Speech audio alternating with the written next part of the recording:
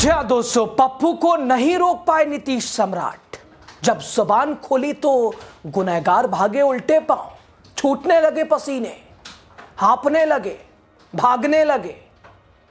Jail से छूटते ही कई सफेद पोशों के नाम का पप्पू ने कर दिया खुलासा। लेकर बैठे फाइल खोल दी सारी, धज्जियां उड़ा दी, दिखा दिए सारे सबूत, ले लिया नाम, दिल्ली से पटना तक भगदड़। दोस्तों, पप्पू यादव जेल से आ गए हैं।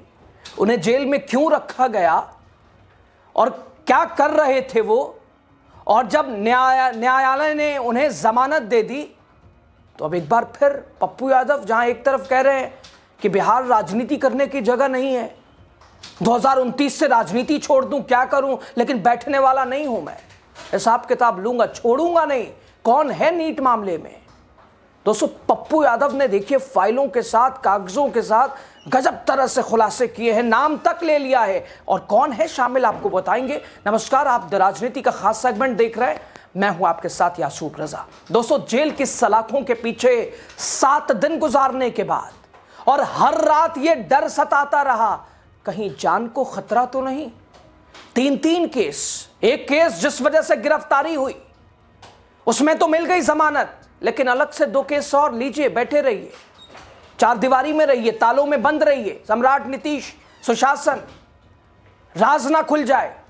नीट मामले में कौन था, उजागर कर रहे थे पप्पू यादव। रात के अंधेरे में 31 साल पुराने मामले में चले आए साहब, अधिकारी सिविल ड्रेस में। चलिए, पप्पू यादव ने कहा कि अरे हाउस अरेस्ट कर लो, सुबह चल लेंगे, सूरज तो निकल जाने दो ना, वक्त नहीं है, आदेश है, बाधा डालेंगे आप। और हुआ भी वही, बाधा डालने का लग गया मुकदमा।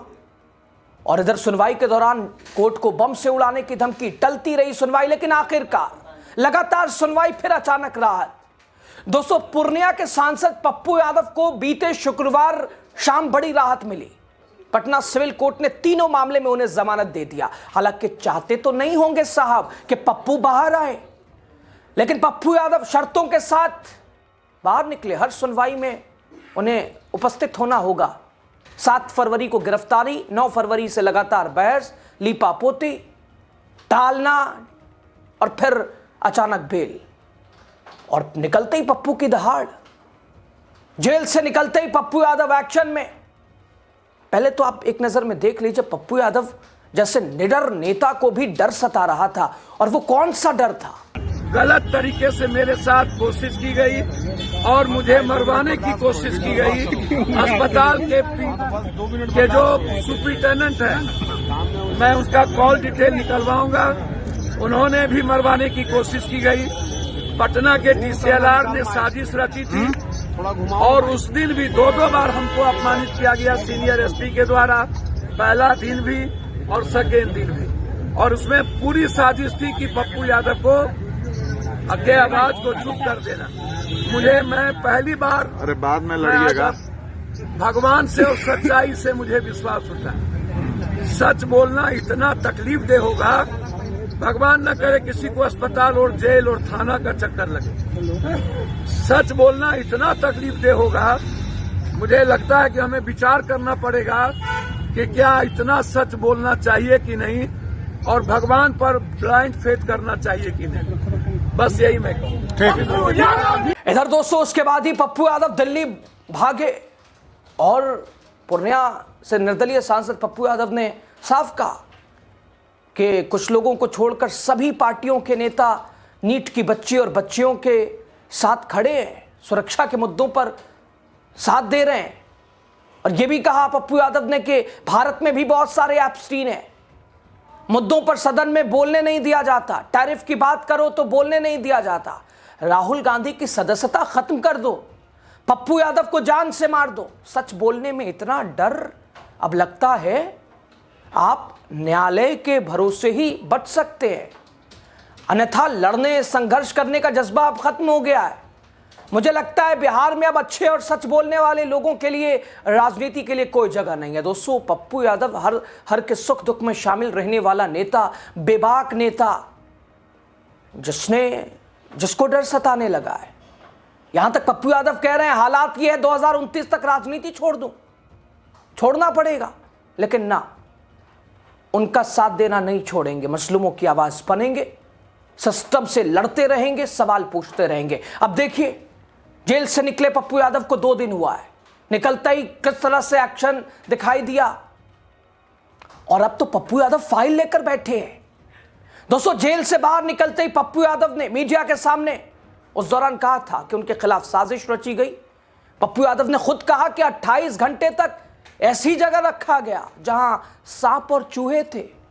उन्हें जेल प्रशासन पर उन्होंने गंभीर आरोप लगाए थे। 6 से 13 तारीख के बीच नुकसान पहुंचाने की कोशिश, सब खुलासे। तो आखिर डर किस बात का था? आखिर पप्पू यादव के साथ करने क्या वाले थे सिस्टम वाले, सत्ता वाले? पप्पू यादव को किस? और देखिए, 16 फरवरी की रात सांसद पप्पू यादव फेसबुक पे आते हैं अपने अकाउंट से लाइव, और उन्होंने 2 नेताओं का नाम इशारा भी किया है। पप्पू यादव ने कहा कि बोरिंग रोड के नागेश्वर कॉलोनी में कौन से नेता हैं जिनका नाम संजय है? संजय कौन है? जिनका घर खगड़िया है, उनके ऑफिस में कौन कौन जाता था? सीसीटीवी फुटेज की जांच होगी, क्यों नहीं होगी? क्यों नहीं हो रही है? दोस्तों, पप्पू यादव ने एक गुप्ता नाम के व्यक्ति का भी जिक्र किया। बोरिंग रोड के नागेश्वर कॉलोनी में कौन से ऐसे नेता हैं जिसका नाम संजय है, अंतिम नाम नहीं बोलूंगा, जिसका घर खगड़िया है, जिनका ऑफिस में कौन कौन जाता था, उनकी टोटल सीसीटीवी फुटेज की जांच करिए। क्या उसमें मनीष रंजन जाते थे या नहीं?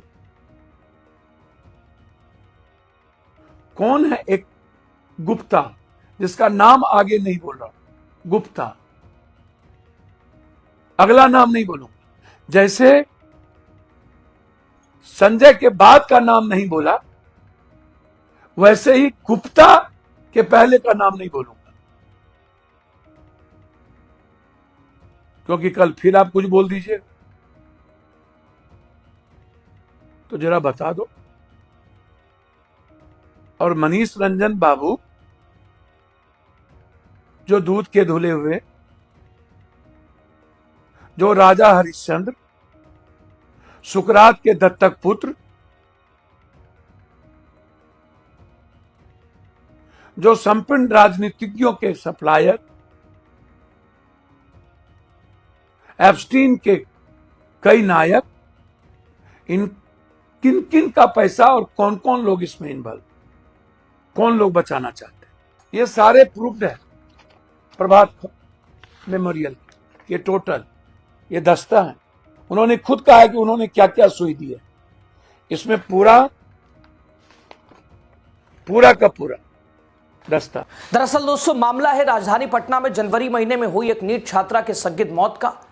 परिजनों का लगातार आरोप कि भाई ये आत्महत्या नहीं, ये हत्या, पूरा सिस्टम इसे आत्महत्या बताने की कोशिश करता रहा, सुसाइड।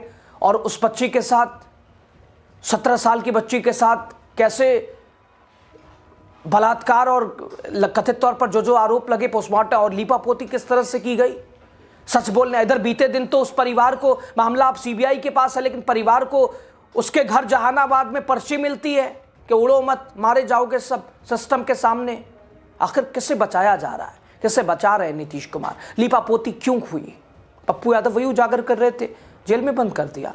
पप्पू यादव ने कहा कि प्रभात मेमोरियल और कुछ प्रशासनिक लोगों पर भी शक है, आरोप लगाया उन्होंने। उनका दावा कि छात्रों को नशा में रखने वाली सुई दी गई। हालांकि इन आरोपों की आधिकारिक पुष्टि, अभी मैं सम्राट भाई को एक प्रूफ दिखाऊंगा उन्हीं के इलाके का। आज तो लखीसराय में 6 साल की बेटी का बलात्कार हुआ, 6 साल की बच्ची का बलात्कार दरभंगा में हुआ, 4 साल के बेटी का बलात्कार समस्तीपुर में हुआ, 16 साल की बेटी का बलात्कार बक्सर में हुआ, 16 साल की बेटी का बलात्कार गया का नालंदा में हुआ, और बताऊंगा कितनी बच्ची का किडनैपिंग अभी आपको सामने मिलाऊंगा। जरूर देखिए आप। हमको मरवा करके या हमको मार करके, हमको फंसा करके क्या लीजिए? आप कहिए तो मैं राजनीति छोड़ देता हूं। सच खेमका की भी आएगी, सच रुपेश का भी आएगा, सच इनकाउंटर का भी आएगा, सच बहुत कुछ आएगा। मेरे पास 20 सीनियर पदाधिकारी के सारे डॉक्यूमेंट्स है, कहां कहां संपत्ति है, किनके किनके कहां जमीन है, किनके किनके कहां पैसे हैं, मैं एक एक करके खोलूंगा और किनके किनके साथ किनकी भूमिका है। मैं चैलेंज के साथ, दावे के साथ कहता हूं, मेरी बेटी को हॉस्टल में मारा गया, मारने का प्रयास हुआ और बलात्कार का जो ऑकरेंस है, चूंकि सीबीआई कर रही है इसलिए मैं नहीं कहूंगा। नीलू रात के 10:30 बजे हॉस्टल में क्या कर रही थी। दोस्तों, मामले की शुरुआती जांच एसआईटी को भी सौंपी गई, सीआईडी को भी सौंपी गई, लेकिन सब एक दूसरे पे सवाल पूछते रहे, निष्कर्ष कुछ नहीं निकला। इसके बाद सम्राट ने हाथ खड़े कर दिए, नीतीश का सुशासन बैठ गया, मामला दिल्ली भेज दिया सीबीआई। फिर भी दिल्ली जाने पे भी कुछ लोगों ने कहा कि भाई ये सिस्टम के ऊपर पर्दादारी की कोशिश है, सिस्टम बिहार की एजेंसियां क्या करेंगी। दोस्तों, पप्पू यादव ने जेल में अपने साथ कथित साजिश का भी जिक्र किया, दावा किया कि उन्हें जानबूझकर ऐसी जगह रखा गया जहां उनकी सुरक्षा को खतरा था, उनकी जान को खतरा था। दोस्तों, उन्होंने जेल सुप्रीडेंट के फोन रिकॉर्ड और सीसीटीवी फुटेज की भी जांच की मांग की है।